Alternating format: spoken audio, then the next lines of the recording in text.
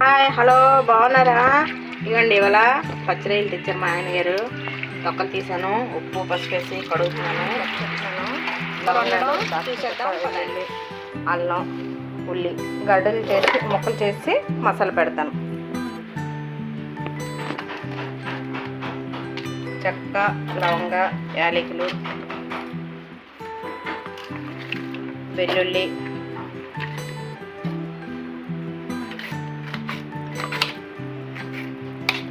అల్లం, ఉల్లి, జీలకర్ర,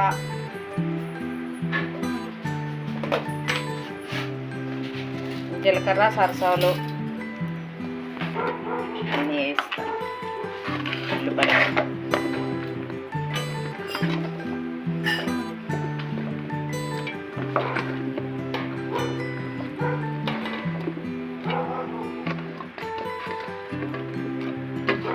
మిక్సీ పెట్టేద్దాం. రొయ్యలకి రొయ్యలు బాగా కడిగి,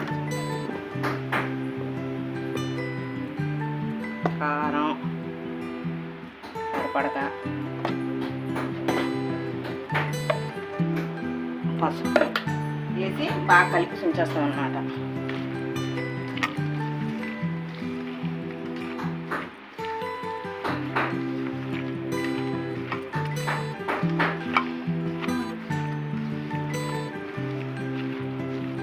ఇవి కేజీ రొయ్యలకి సరిపడగా చెప్తున్నాను నేను మీకు. ఓకే, నేను ఇప్పుడు వాడేది ఫ్రీడమే. మీకు ఎన్నిసార్లు చూపించాను చూడండి. రొయ్యలకి సరిపడా నూనె,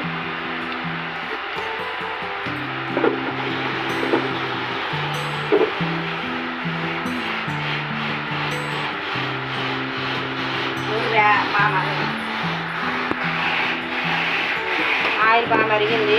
ఇవ్వండి, బండపు అంటారు కదా, దాన్ని మేము తొవ్వేలాని కూడా అంటాం.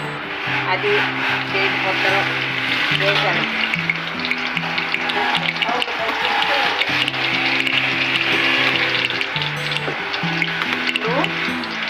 ఇందాక చెప్పాను కదా, ఉల్లి మసాలా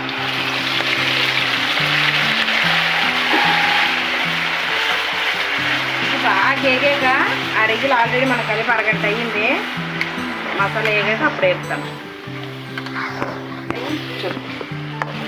ఉల్లి మసాలా బాగా వేసింది. అరగంట అయిపోయింది కదా మనం రొయ్యలు కలిపి. ఆ రొయ్యలు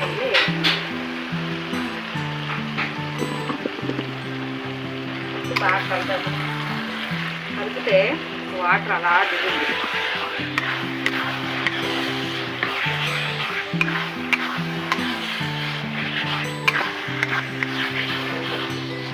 ఇప్పుడు మూతేసి ఉంచాలి కాసేపు. ఇప్పుడు మేము చేస్తే అయిపోయింది. ఓకే, చూడండి, రొయ్యల కూర అయిపోయింది. పచ్చి చేసి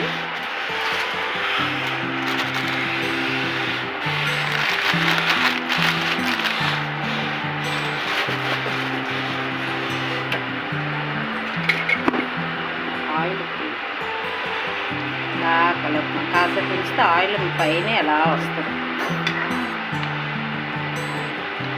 మీకు నా రొయ్యల కూర నచ్చినట్టయితే లైక్ చేసి సబ్స్క్రైబ్ చేయండి.